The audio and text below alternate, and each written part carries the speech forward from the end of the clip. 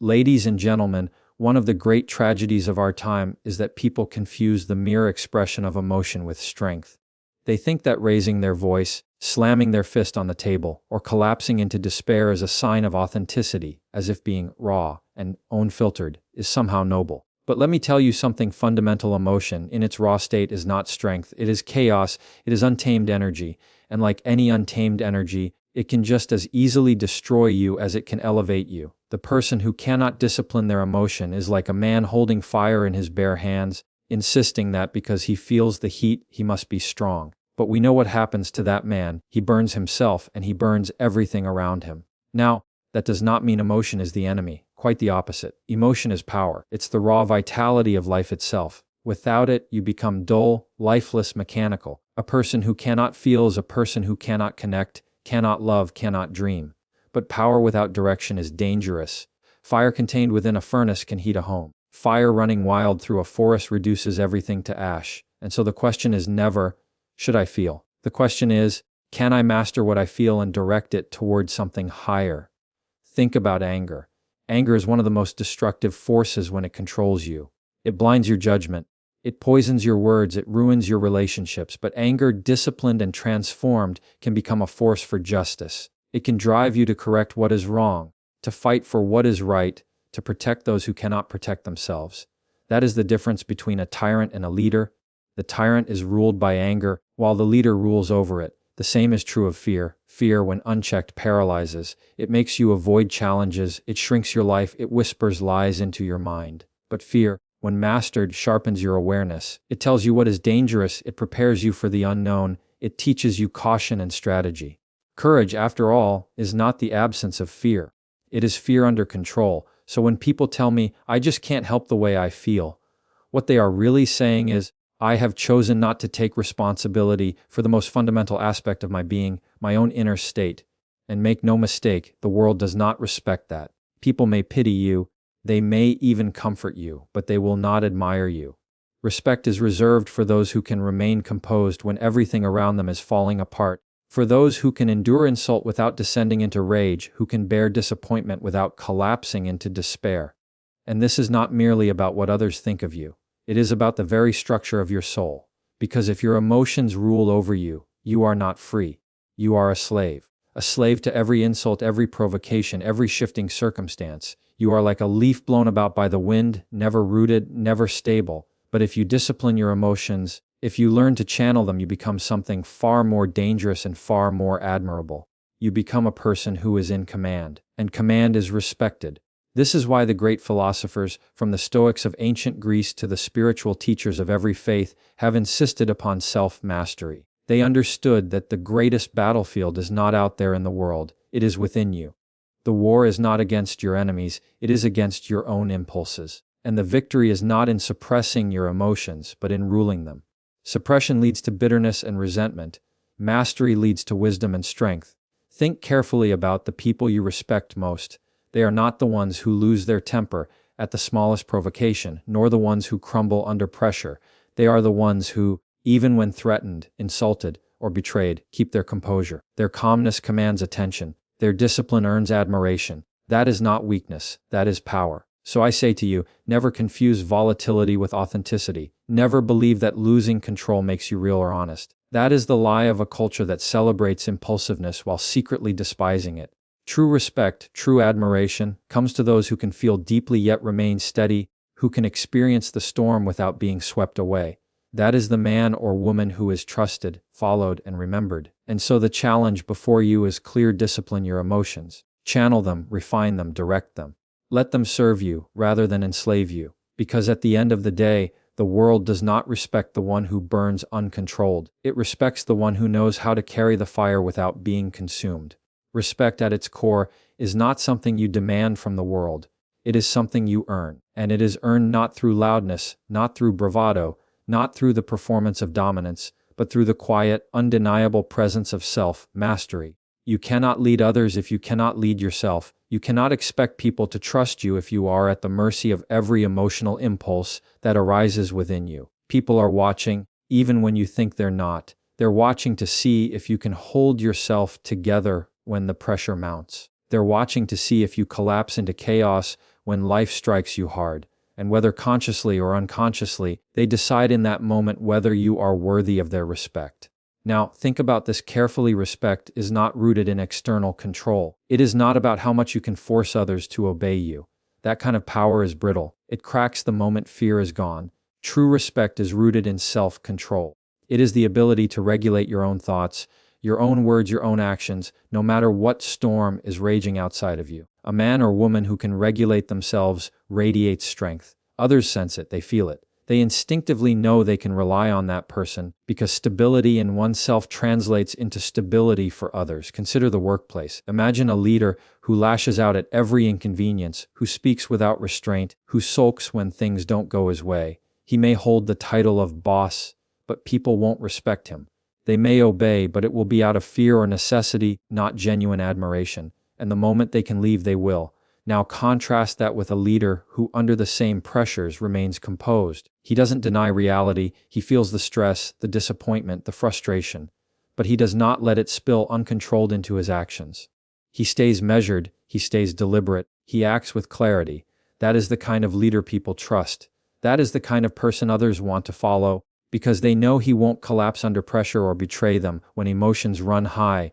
This truth goes beyond leadership. It applies to every relationship you have. In your family, in your friendships, in your community, respect flows toward those who master themselves. A spouse who cannot control their emotions erodes intimacy and trust. A friend who cannot master their impulses becomes unreliable. But the person who demonstrates restraint, who shows consistency, who can feel without being ruled by feeling, that person earns the quiet admiration of everyone around them. Philosophically, this is what the ancients meant by virtue. To be virtuous is not merely to avoid wrongdoing, but to discipline the soul so that your inner state is ordered and harmonious. The Stoics spoke about it, the great religious traditions allude to it, and modern psychology confirms it. When you regulate yourself, you earn not only the respect of others but also self-respect. And that is critical, because if you do not respect yourself, you will forever chase respect in the eyes of others, and that is a bottomless pit. Respect begins inward. It begins when you can look at yourself in the mirror and know, with honesty, that you are not a slave to your impulses.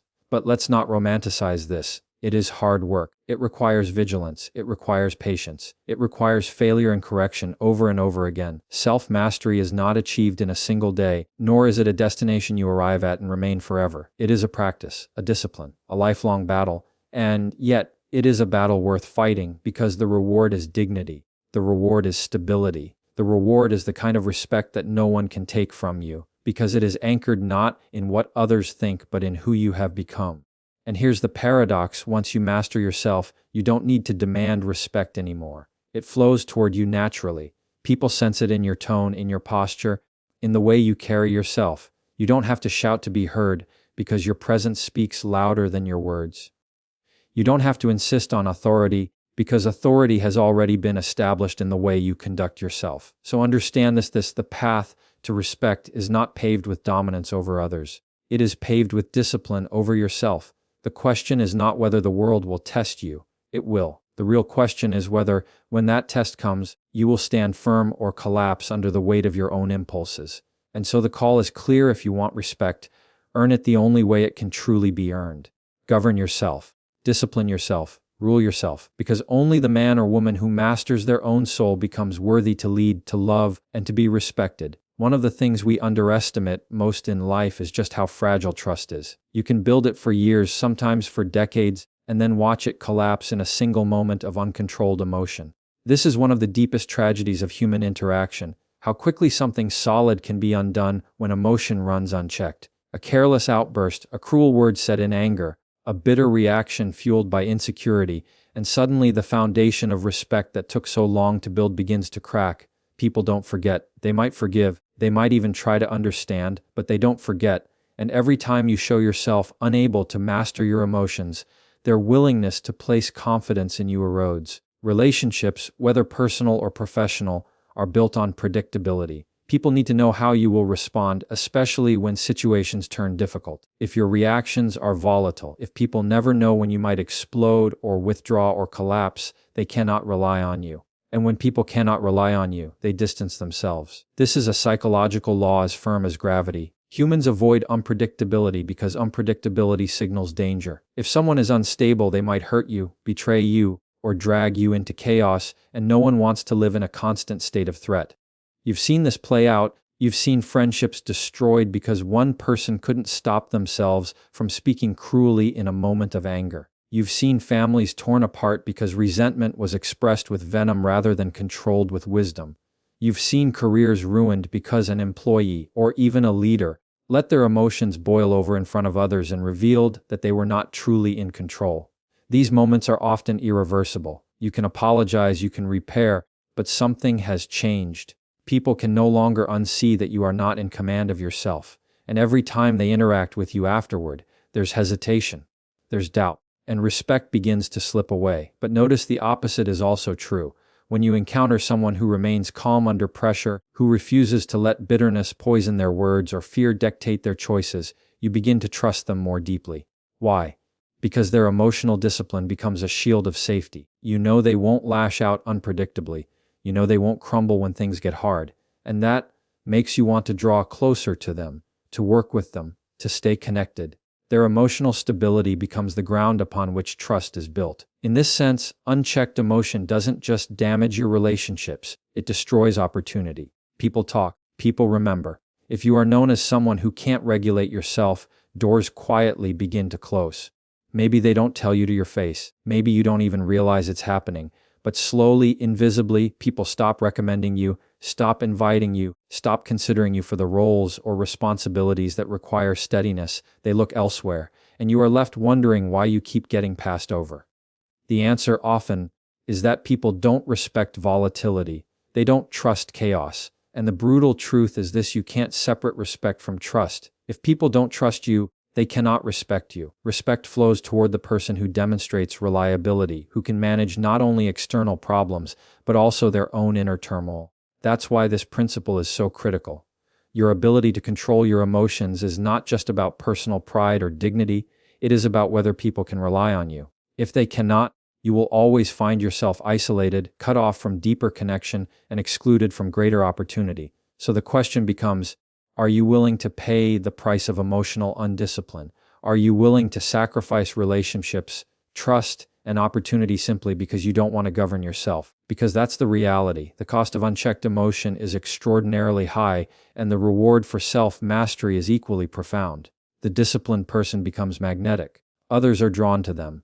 They are chosen for leadership, for friendship, for partnership, because people know, here is someone I can count on when things get hard. And you need to understand, this is not about suppressing what you feel. It's about transforming it. Anger can be turned into courage. Fear can be turned into vigilance.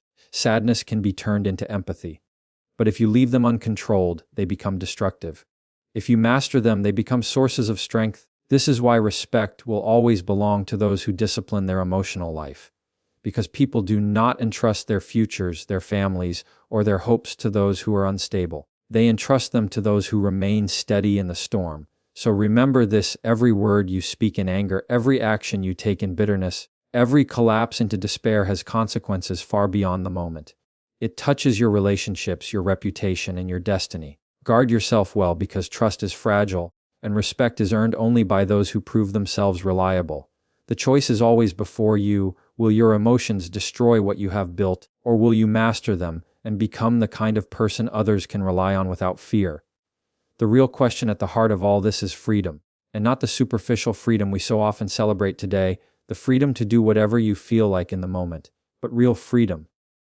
The kind of freedom that makes you unshakable, that gives you strength in the face of adversity, that allows you to walk through the chaos of life without being destroyed by it.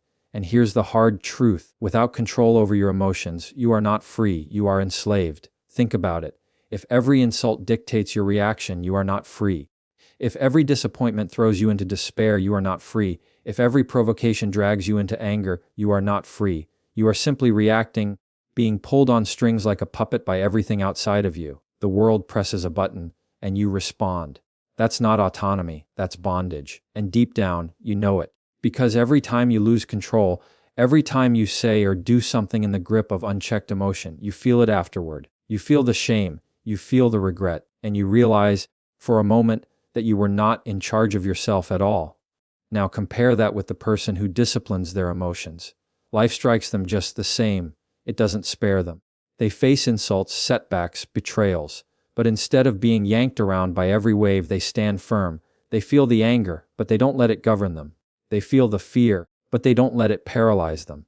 They feel the sorrow, but they don't drown in it. That person is free. They are free because they can choose their response rather than being dictated by impulse. That is true sovereignty. That is true power. And here is something deeper. This kind of freedom is what allows you to live with dignity. Because when you master your emotions, you stop being defined by the chaos of the moment and begin to live according to principle. You act not because you are forced by circumstance, but because you have chosen the higher path. That is what gives a human being weight, gravitas, authority. People sense it immediately. They see that you are not easily moved, not easily shaken, not easily manipulated. And that is precisely why they respect you. Because respect at its essence is the recognition that someone has mastered what is difficult to master. This is also why the masters of wisdom throughout history emphasized self-governance above all else. The Stoics, for example, spoke of the inner citadel, the fortress of the soul that no external force could breach if a man governed himself. Spiritual teachers across traditions repeat the same principle. He who conquers himself is greater than he who conquers a city, because victory over the external world means nothing if you remain a slave within. Now, let's be honest. This is not easy. Emotional mastery does not come overnight. It is forged in the fire of experience, of failure, of conscious effort repeated day after day. You will fail, you will stumble, you will lose control at times. But if you keep coming back to discipline, if you keep practicing restraint, if you keep reminding yourself that freedom is found in mastery, not indulgence, you will change. Slowly at first, then more noticeably, you will become someone who can endure storms without being shattered by them. And here's the remarkable thing: once you reach that point, you don't just free yourself, you free others. Because when you are steady, those around you feel safe. When you are calm, they find calmness.